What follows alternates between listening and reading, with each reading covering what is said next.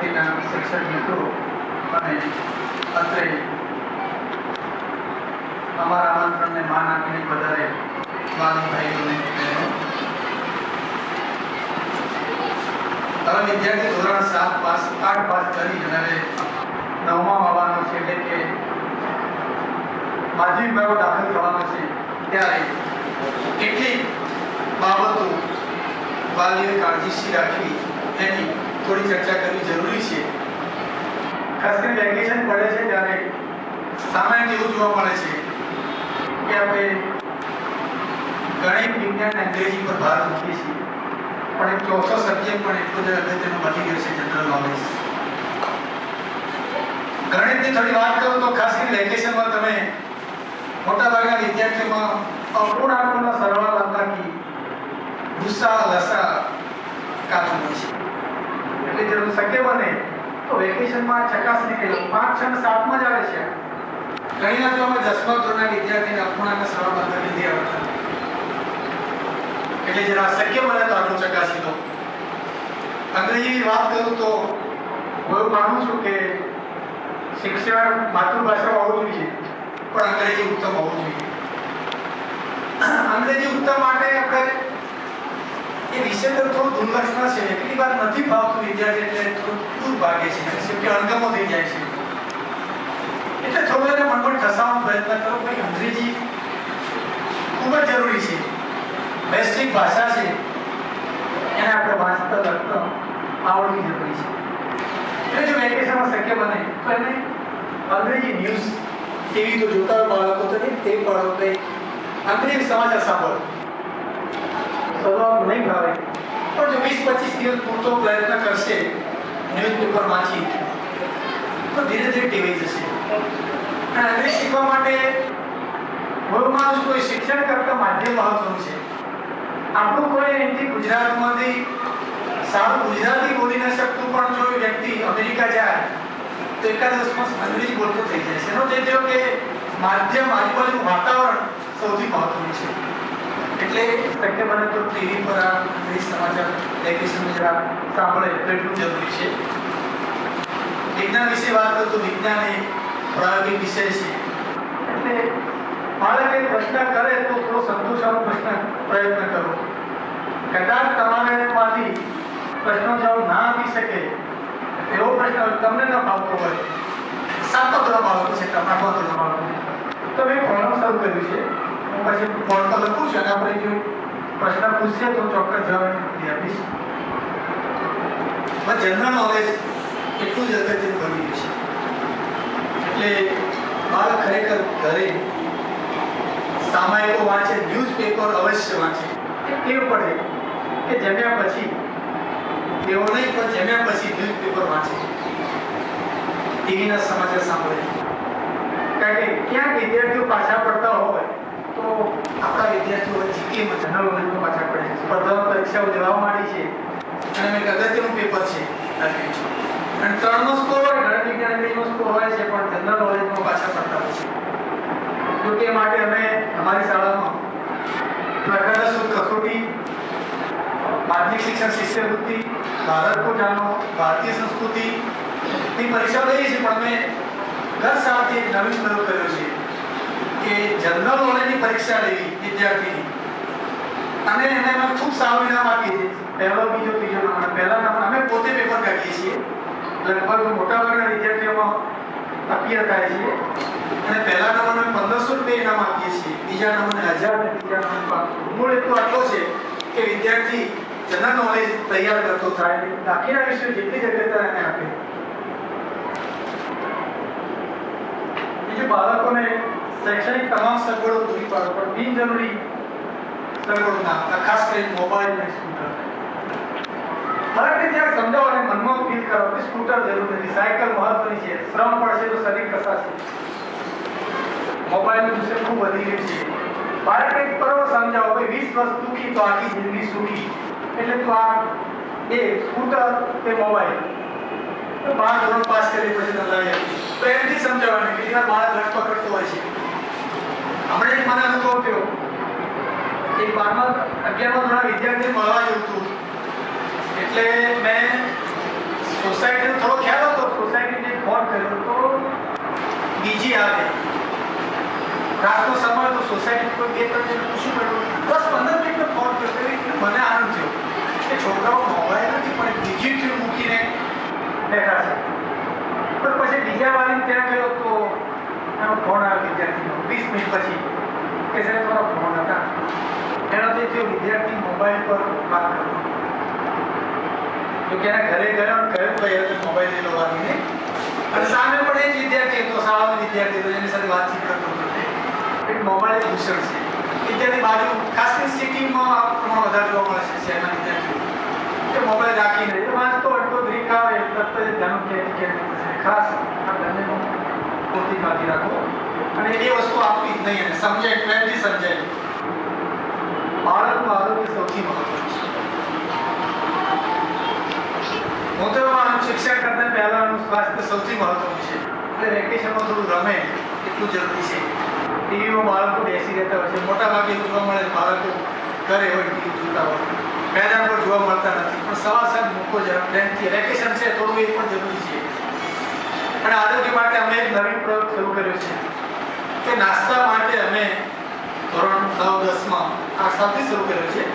હજુ આગળ લઈ જવા માંગીએ છીએ કે વિદ્યાર્થી નાસ્તો કોઈ ફાસ્ટ ફૂડ તરફ ના જાય. સૌથી રોગોનું કારણ ફાસ્ટ ફૂડ છે. તે વેકેશનમાં અને રિસેસમાં એ પોતે નાસ્તામાં ભણતરનું કઠોળ લઈને આવે. એક ટેવ પાડો અમે શરૂ કર્યું છે અને તમારા વિદ્યાર્થીઓ જે આવતી સાલ એડમિશન લેશે તો એ માટે ફરજિયાત કરાવ્યું છે. અને ભણતરનો ડબ્બો મળે છે કઠોળનો. ખૂબ સારું ખરેખર એના માટે સ્વાસ્થ્ય એટલું જરૂરી છે. અને એકવાર ટેવ પડશે ને આ નાસ્તો કરવાની 1 મહિનો નાસ્તો કરશે બીજો નાસ્તો નહીં ભાવે પણ 1 મહિનો કરવો જોઈએ અને જવાબદારી તમારી બની રહેશે. એટલે પોતે નાસ્તો લઈને ડબ્બામાં આવે શક્ય બને કઠોળ ના આપો તમારો પોતાનો જે નાસ્તો આપો એનો તો વાંધો નથી. પણ મારો આગ્રહ કરો કે ચણા કે મગ ફણગાવેલા લઈને આવે તો ખૂબ સારો પ્રયત્ન મેં આ સાલ કર્યો હતો. તો પરીક્ષા આવી ગઈ એટલે મેં આ વખતે બધી વાલીઓને કહ્યું છે કે અમે આ પ્રયત્ન કરવાનો છે. દરેક એનો સહકાર આપવાનો. બધા વાલીઓ ખરેખર પૂછતે એમાં સહકાર આપવાની તૈયારી નથી. તમારી પાસે પણ એ સહકાર આપું છું. બાળક સાથે જરા સહેજ મિત્ર તરીકે સંબંધ રાખો. સાંજે થોડુંક પૂછી લો 5 મિનિટ 10 મિનિટ ચર્ચા કરો કે દિવસે શું કર્યું. જો ડર હશે તમારો તો નહીં કેમ કરો છો વાત. પણ જો તમારો સંબંધ સારો હશે એની જોડે તો તમારી જોડે પૂરી ચર્ચા કરશે તમે થોડું તારવી શકશો કે આ વસ્તુ જરૂરી છે. એટલે જરાક સાંજે 5-10 મિનિટ ટાઈમ આપો એના માટે. બાળક કેવા મિત્રો કરે છે સૌથી મહત્વનું છે. મારો અનુભવ છે કે ગ્રુપ તારે પણ છે અને ગ્રુપ ડૂબાડે પણ છે. સારું ગ્રુપ હોય તો વિદ્યાર્થીઓ શેક સુધી એકબીજાના સપોર્ટમાં રહી અને એકબીજાને મદદરૂપ થાય છે. અભ્યાસમાં બીજી પ્રવૃત્તિઓમાં એટલે સારા મિત્રો બને તો કયું ફરી ગ્રુપ તારે ગ્રુપ ડૂબાડે એટલે કયા મિત્રો છે પણ તપાસ કરજો. અને ક્યાંક એવું બને પણ કે એનો ગ્રુપમાં એકાદ ખોટો વિદ્યાર્થી આવી ગયો તો આખું ગ્રુપ ડૂબતું હોય છે. આ વર્ષોનો અનુભવ જોવા મળે છે. એટલે સારા મિત્રો બને એકબીજા સહકારથી પ્રશ્નોનું સોલ્યુશન કરે. હવે એવું નથી કે સાહેબ બધું શીખવાડે. હું તો એવું માનું છું કે 4-5 વિદ્યાર્થીઓ સારા ભેગા થઈને પ્રશ્નો ડિસ્કશન કરે ને તો એક શિક્ષક કરતા આગળ છે. હવે જ્યારે જેઈ કે નીટની પરીક્ષા લેવાની છે ત્યારે અંદર ડિસ્કશન કરી ચર્ચા કરી પ્રશ્નો સોલ્યુશન કરે. અને જ્ઞાનનો વિસ્ફોટ એટલો બધો થઈ રહ્યો છે કે બધી માહિતી શિક્ષક વર્ગખંડમાં આપી શક્ય નથી. આપણા વિદ્યાર્થીઓનું એક વલણ છે વર્ગમાં સાહેબ શીખવે કરું છું જાતે નહીં કરું. હવે શક્ય નહીં બને. શીખવી શકવું શક્ય નથી. વિકીપીડિયામાં દરરોજ 1000 પેજ નવા ઉમેરાય છે. એટલી માહિતી નવી પેદા થઈ ગઈ છે. એક સેલ્ફ લર્નિંગ ટેવ પાડો વિદ્યાર્થીઓ. જાતે થોડું વાંચે વિચારે ચર્ચા કરે મુશ્કેલી હોય તો સાહેબની મદદ થાય. પણ એવા વિદ્યાર્થીઓ આગળ જશે. ગઈકાલે જે ખાતે વિદ્યાર્થી પેટ્રોલ યુનિવર્સિટીમાં હતો મારી સાહેબ વિદ્યાર્થી હતો એને પૂરું થયું એટલે આવ્યો હતો. તો શું થયું કે સાહેબ મારું સિલેક્શન થઈ ગયું. ચર્ચા કરતા જાણવા મળ્યું કે જે ટોપર હતા એનું સિલેક્શન થઈ ગયું અને એનું પ્લેસમેન્ટ મળી ગયું.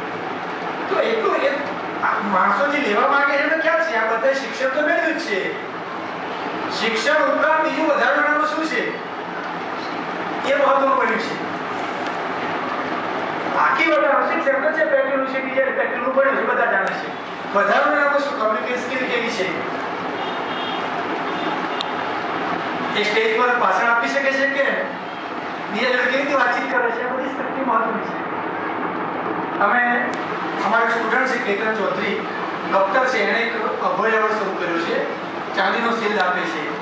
અને કે જે વિદ્યાર્થી વર્ષ દરમિયાન આવી પ્રવૃત્તિઓમાં ટોપર એને શિલ્ડ આપો. આ સાલે જે આકાશ મહેશ્વરી છોકરાને શિલ્ડ મળેલું. એટલે અમે પણ જે બદલાતા સમય સાથે અમે પણ બદલાઈ રહ્યા છીએ.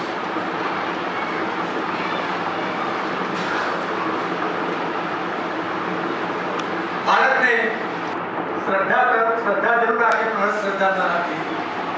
એવું જોવા મળે છે શિક્ષણ વધતું જાય છે, અંધશ્રદ્ધા પણ વધતી જાય. ખરેખર ઘટવી જોઈએ. અનુભવ એવો છે એટલે ખરેખર બાળકોમાં વિજ્ઞાન ભણતા હોય તો ચોક્કસ શ્રદ્ધા રાખે, પણ અંધશ્રદ્ધા ના રાખે. એનું પૂરું તમે પણ એવું રાખો, તમે અંધશ્રદ્ધા નહીં રાખો તો બાળકો નહીં રાખે. કોઈની હાજરીમાં બાળકનો અપમાન ન કરો. કદાચ લાગે તો એકાદનો જરૂર ઠપકો આપો. અને બાળક શાળાએ નિયમિત જાય, નિયમિત કાર્ય કરે, એવું જરા એના જોડે વાતમાં કેવું એટલે કે વિકસે સારી. અને બીજા બાળક સાથે તમારી બાળકની સરખામણી ક્યારે ના. દરેક બાળકમાં પોતાનું આગળપણું હોય જ.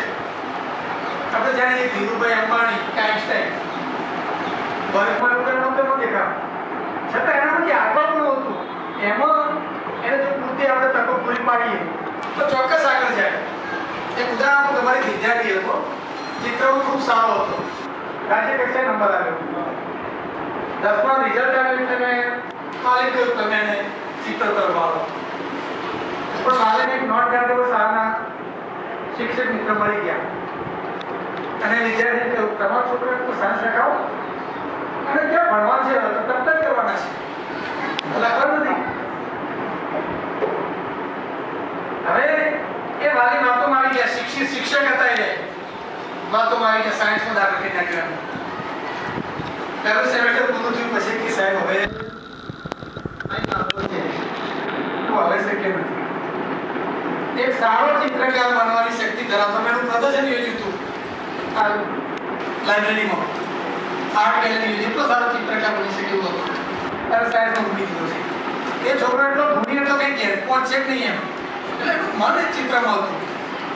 હવે સાયન્સમાં મૂક્યો છે, તમે સમજી શકો છો. જેનામાં જે કંઈ આગળપણું છે એના તરફ એનું ધ્યાન કેન્દ્રિત કરાવો.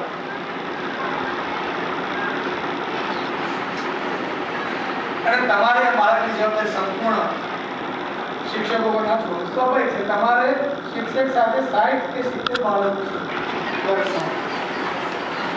એ કઈ રીતે ધ્યાન રાખી શકે? તમારે એક બાળક તમારે ધ્યાન રાખવાનું. જો આપણે એટલું બરોબર કાઢી નાખી સાહેબ કે રાખી શકીએ. આપણે માનીએ છીએ કે શાળાએ જાય છે, કોચિંગ ક્લાસમાં જાય છે, સારું કોચિંગ ક્લાસમાં મૂકી દીધું છે, પૂરતું છે, હવે એટલું જરૂર નથી. કદાચ એવું બને કે શિક્ષણમાં ઓછા ટકા આવે પણ સંસ્કાર ચાલે, શિસ્ત ચાલે, સૌથી મહત્વનું બની રહેશે. એટલે સહેજ કદાચ તમારે ત્યાં આડકતરી પણ તપાસ કરો બાળક શું કરે છે. વિડીયો ગેમનું દૂષણ વધતું જાય છે. ખાસ કરીને ક્યારેક બાળક એવું કોચિંગ ક્લાસમાં જવું 15 મિનિટ વહેલો નીકળી જાય કોચિંગ ક્લાસમાં, ત્યારે કોચિંગ ક્લાસની એટલે થોડી કાળજી રાખો. તમે રાખો કે પરિવાર જો તમે અમારા પર છોડી દઈએ સંપૂર્ણ જવાબદારી તો અમે શક્તિમાન નથી. હા, ટ્રાય કરીએ છીએ પણ એ શક્ય સંપૂર્ણ નથી. તમે સમજી શકો છો.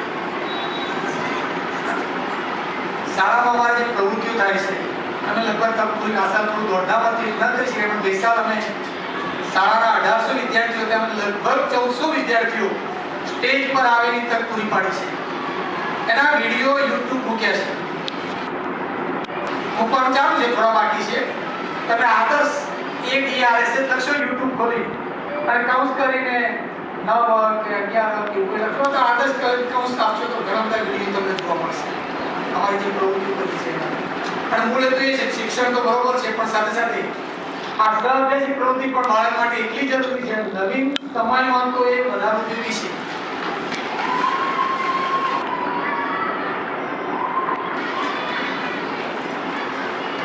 અમે લગભગ આગામી વર્ષથી શાળામાં અમારું પોતાનું વિજ્ઞાન મેળો યોજવા માંગીએ છીએ. શનિવારની આ જે પ્રવૃત્તિ સભા છે એક વર્ગ પોતાની પ્રવૃત્તિ રજૂ કરે 1.5 કલાક દરમિયાન બહારના મહેમાન આવે અને પ્રવૃત્તિ પૂરી થાય તો બધાને ઇનામ આપવામાં આવે. એ પ્રવૃત્તિને ચાલુ રાખવા માંગીએ છીએ સરથી. એટલે સ્ટેજની તક પૂરી પડશે એ માટે જુદી જુદી સ્પર્ધાઓ યોજવાનું રાખીશું અને એમાં વિદ્યાર્થીની સુસુપ્ત શક્તિ બહાર આવે એવો પૂરો પ્રયત્ન કરીશું. હવે ખાસ કરીને વિડીયો તમે જોજો મારા અમે જાહેરાત નથી કરતા પેમ્પલેટ લગાવી પણ નેટ ઉપર આ વિડીયો જોજો તો છોકરાઓ અમે એવું કહીએ અમારો એક વાર જે આ પ્રવૃત્તિ કરે છે કેટલીક શાળાના આખી શાળાના અંદર છે કેટલી સરસ પ્રવૃત્તિ હોય છે. બીજું વ્યાયામનો વિદ્યાર્થીઓ વ્યાયામના પીરિયડમાં ખરેખર વ્યાયામનો પીરિયડ રમવા કૂદવાનો હોય વિદ્યાર્થીઓ જોવા મળે છે જરા વ્યાયામનું મહત્વ સમજો. અમે તો માત્ર તબક્કે કહીશું પણ તમે પણ રમવું એટલું સૌથી મહત્વનું છે. અત્યારે જે શારીરિક વિકાસ થશે એ પાછળ ખૂબ ઉપયોગી બનશે. લાઇબ્રેરી છે, નીચે કમ્પ્યુટર લેબ છે. વિદ્યાર્થી પોતે ધારે તો ઇન્ટરનેટ તમારું અનલિમિટેડ છે, ઉપયોગ કરી શકે. પણ ઘરે ઇન્ટરનેટ આપો તો તમારે નિગેબાની હેઠળ આપજો કારણ કે દરેક સિક્કાની બે બાજુ હોય.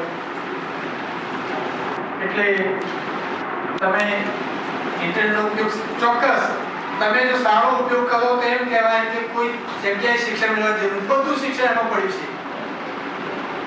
ઇન્ટરનેટ પર બધું શિક્ષણ છે. વિકીપીડિયા પર તમે જો તો કોઈ પણની માહિતી કોઈ શિક્ષક રજૂ કરે એના કરતાં 1000 ગણી વધુ માહિતી વિકીપીડિયા પર આપેલી છે.